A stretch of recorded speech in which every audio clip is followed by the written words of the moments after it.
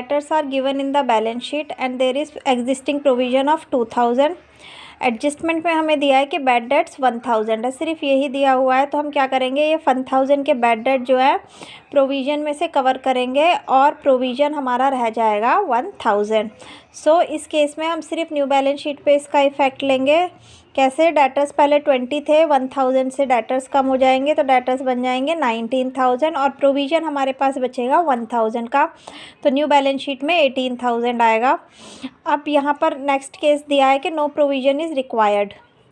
अब इस केस में हमारा क्या करेंगे, यही हमें क्वेश्चन दिया हुआ है और बोला है कि नो प्रोविज़न इज़ रिक्वायर्ड, यानी कि 2000 के प्रोविज़न की कोई ज़रूरत नहीं है। तो फर्म का फ़ायदा हो गया, अब ये प्रोविज़न को कम करेगी तो ये गेन है, गेन आएगा रिवैल्यूएशन क्रेडिट साइड में और डेटर्स रहेंगे 20000 के। तो दो केस हैं, when there is a bad debt और case 2 when no provision is required.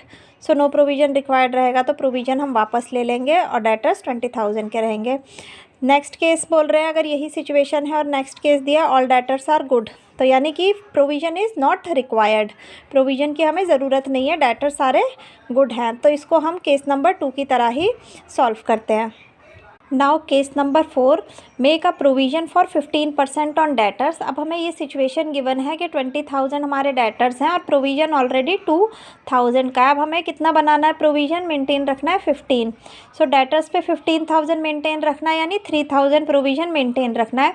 2000 हमारे पास ऑलरेडी है, 3000 मेंटेन रखना है, यानी प्रोविज़न 1000 रुपये से बढ़ाना है। तो रिवैल्यूएशन डेबिट में 1000 आएगा और बैलेंस शीट में हम क्या करेंगे, डेटर्स में से अब हम प्रोविज़न कितना मेंटेन रख रहे हैं, 3000, तो अब यहाँ पर 17 आएंगे। नेक्स्ट केस नंबर 5 है कि हमें प्रोविज़न अप टू 5% ही रखना है।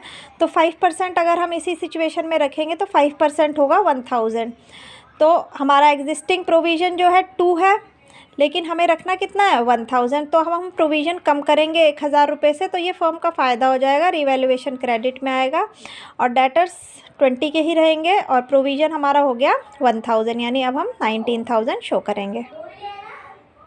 केस नंबर 6 में दिया है कि फर्म के बैड डेट्स हुए हैं 2000 के और प्रोविज़न 5000 हमें मेंटेन रखना है।